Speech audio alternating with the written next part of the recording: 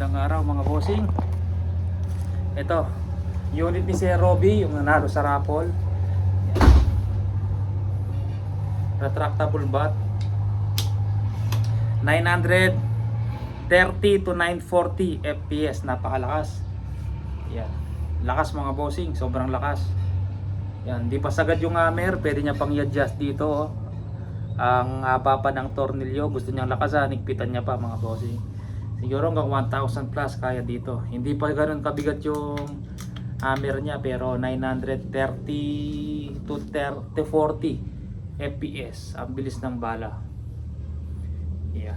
24 inches long barrel to ha mga bossing ha. Pero yung ginagawa natin hanggang 23.5. 21 ang pinakamaiksi, tapos 23.5 pinakamahaba. Yan. Marami nang nakapagpa-reserve ng ganitong unit mga bossing. Ito napanalunan ni Sir Robby sa raffle. Yan, MSG Tactical PCP. Pang number 2 ay 12. Pang number 12 pala siya mga bossing. Yan, kung ano lang kinuha ko, nabuo ko, hindi ko na tinitingnan yung number.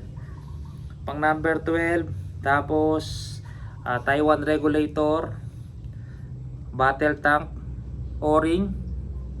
Ang dito hindi na siya kopa. 6 inches receiver, 4 yung tornilyo dito sa barrel para mas matatag po siya mga bossing.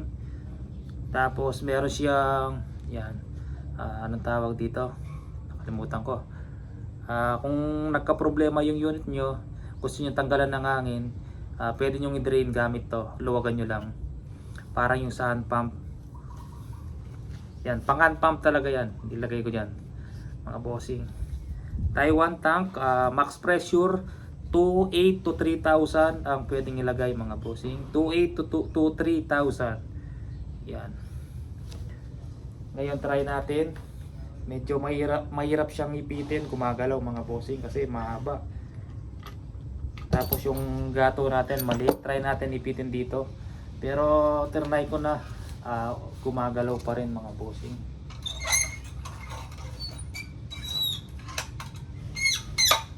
Ayun, lagay natin tong bagong karton mga bossing.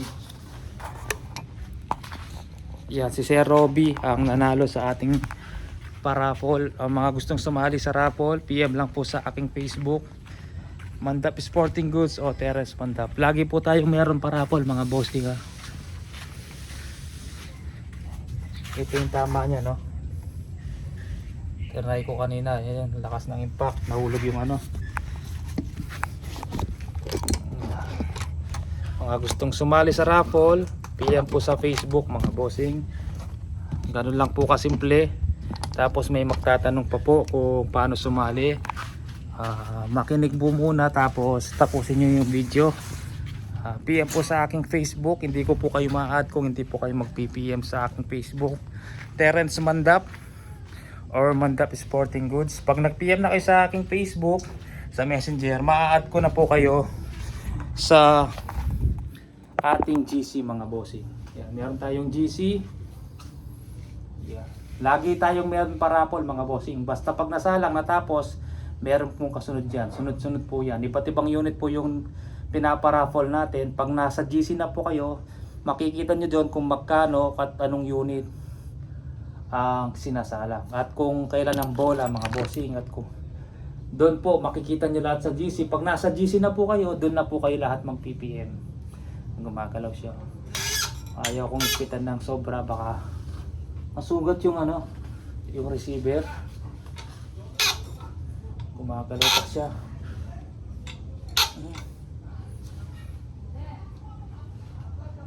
Awa. Yan. Alalay na lang tayo mga bossing, medyo gumagalaw pa siya. Ito ba? Awa. Bago natin padala to, check muna natin yung saan tumama, lumabas. Kusog natin konti. Ayan. Ulit tayo mga bossing.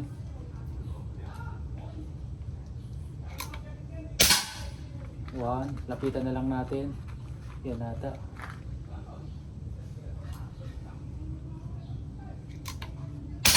Two.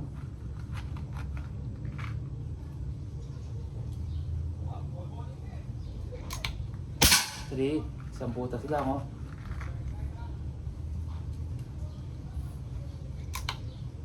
4. Kanina tumama sa hollow block, lumabas mga bossing. 5. 5 shots, labitan natin sir. Check natin yung groupings. Yan. May isang umangat pala, isa lang. Pero pliers lang siguro. Ito siya. Yan, yung una ito, lumabas siya, tumagos dun sa hollow block. Yan, hindi pasok sa bakal. Tapos ito na yung 5. Pasok natin. Yan oh. Maliit pa rin mga bossing. Try natin, usog pa natin dad mga bossing. Umuulan na naman. Mahaba na buhok natin.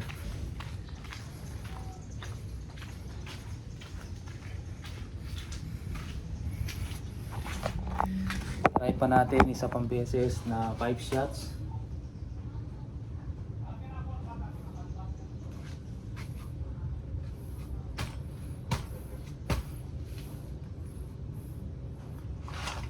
Dapat alalay lang talaga dito. Konting galaw lang, mag-iiba ng tama mga bossing.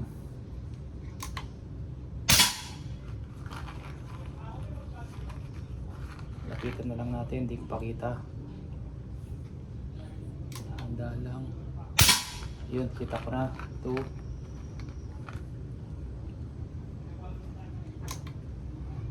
3, kita ko na. Malakas to mga bossing, 940 fps, napakalakas. Kung gustong babaan pa ni sir, pwede sir. Baka kung masobrahan kayo sa lakas ng unit, pwede nyo babaan. Pero sa mga naghahanap ng talagang pang malakas, yan pong tactical na MSG na talagang malakas po mga bossing. At ito na, bumulaklak mga bossing. Panalong panalo na po. Ayun oh. Pasok natin. Ayan na. Una, tapos nung in-adjust natin. Pangalawang test.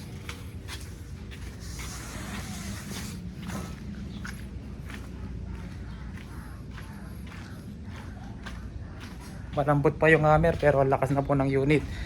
Nilagay in order ko pa lang regulator dito mga bossing. 1.5 na. Para kung sakali hindi pa natin nasubok kasi baka bunsol sa 1.8.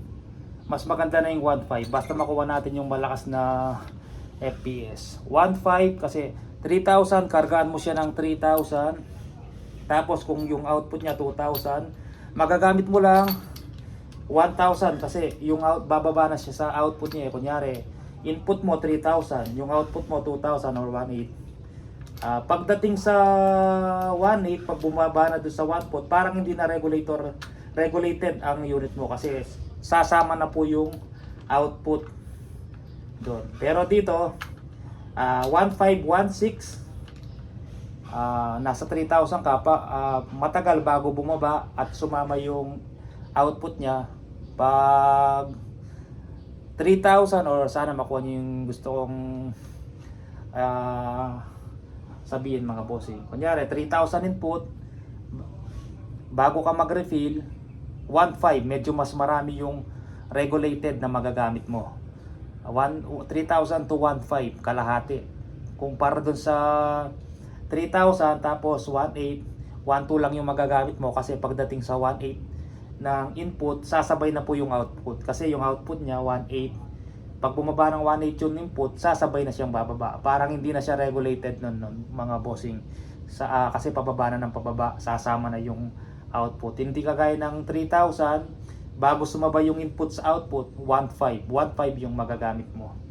Na, ano. Pero 3,000 to 1,000 pwede na mag-refill. Magtira kayo ng 1,000 pwede na pong mag-refill. Pag hindi nyo ginagamit, at least 2,000 o 1.5. Yan. 1.5 pag di nyo na ginagamit, naka-stock. Huwag nyo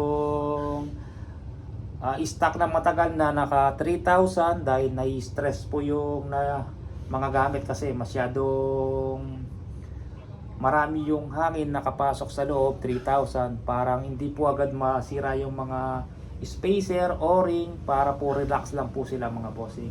Tapos kasi itong mga tank na to mga bossing, may expiration date po yan. Kung 10 years lang yan o 5 years, pinapalitan na po. Pero dito sa Pinas, hindi po. Sa ibang bansa po kasi pag kunyari ang lifetime nito 10 years lang. Pagkatapos ng 10 years, pag ginamit mo na, tinatapon na yan.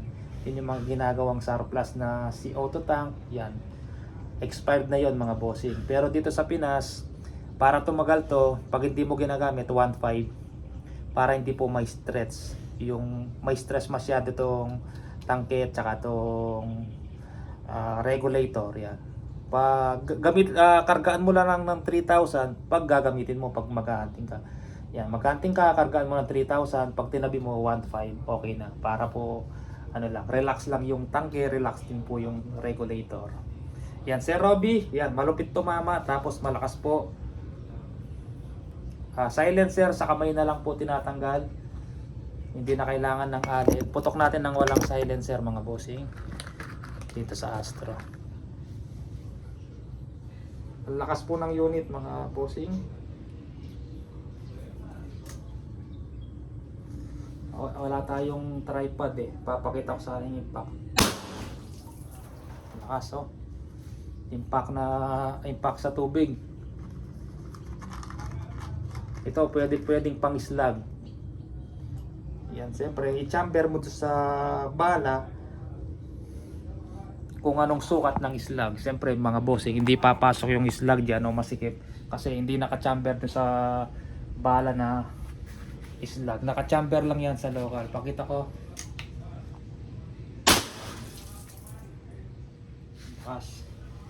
Mabilis pa eh. 930 to 940. Sige po mga bossing, pang number, serial number 0012. Yan. Nakalagay dito max fill 28 pero pwede yan 3,000 mga bossing. 28 to 3,000 kung pagod ka na magbomba hanggang 28 pwede na po. Sige po, maraming salamat po.